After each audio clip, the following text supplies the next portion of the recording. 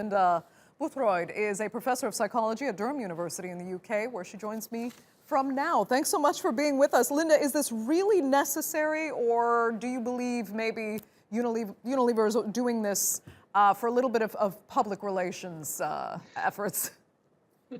Well, I think Unilever are, of course, doing this in part because of the public relations benefits it gives them.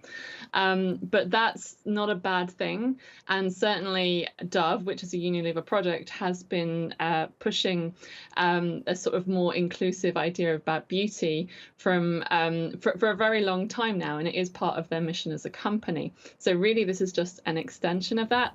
And just because it brings them public relations benefits doesn't mean it's not also good for us, the consumer. And I think, so much of what they're doing really is beneficial because, as they have said, if you call something normal, that means other things are not normal. And we have so many people who experience appearance pressures around not just their body shape, for instance, which is what I mainly work on, but also their skin tone, their skin color, their hair. And certainly, when we think about the word normal, that may not be for people like me as problematic as photoshopping and using restricted body ranges in advertising. But for instance, shampoo that's formulated for white European hair, like mine, isn't necessarily suitable for natural black hair. So again, it's labeling the white European hair as the normal when it's mid-range and less greasy and not dry. And then anything that deviates that, including natural black hair, is then abnormal, and that's not a good message for the company to be giving. So I think it's really nice of them to think more generally about how they can be specific in describing their products without indicating that there's any one standard for what someone should want to look like.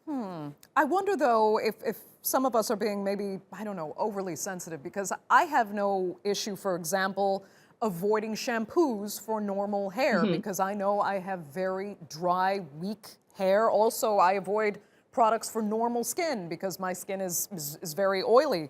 Are we being overly sensitive, or am I being unsensitive by not recognizing that that term could and should offend other people? So I think this is one of those things where we all experience it within the context of our own general experience of appearance concerns. And for some people, it really will be completely innocuous and they really won't mind. And for other people, it will really tap into things that they find very emotionally difficult and challenging to deal with. So I think making things better for the people who have more of the challenge in this area is not a bad thing. It's good for them. And if it's not hurting the majority who feel more comfortable, then it's not really a problem either. And I think that's an important part of inclusivity, is not pitching to, the people in the mid-range. It's thinking about everyone else who maybe is a bit more vulnerable. It's such an interesting debate, though, because beauty in itself is really such a superficial thing. I mean, when you ask a lot of young girls and even women about their female role models, you're going to get those who say, oh, it's Melania Trump or Kim Kardashian, not necessarily because of their brains, but because they aspire to look like that. And that look has had a lot of makeup, even surgery, to get there. So who are we to say that they should perhaps look less superficially at what beauty is? Yeah, I think that's a really interesting question. And we all exist within the cultural context that we have. And that cultural context is very appearance focused. And in one sense, we all just have to cope with those pressures that we're under. But that doesn't mean that we shouldn't be looking to reduce that pressure on each other and on ourselves in the routes where we can do so. And yes, those girls will make choices based on their appearance concerns and the appearance pressures that they have.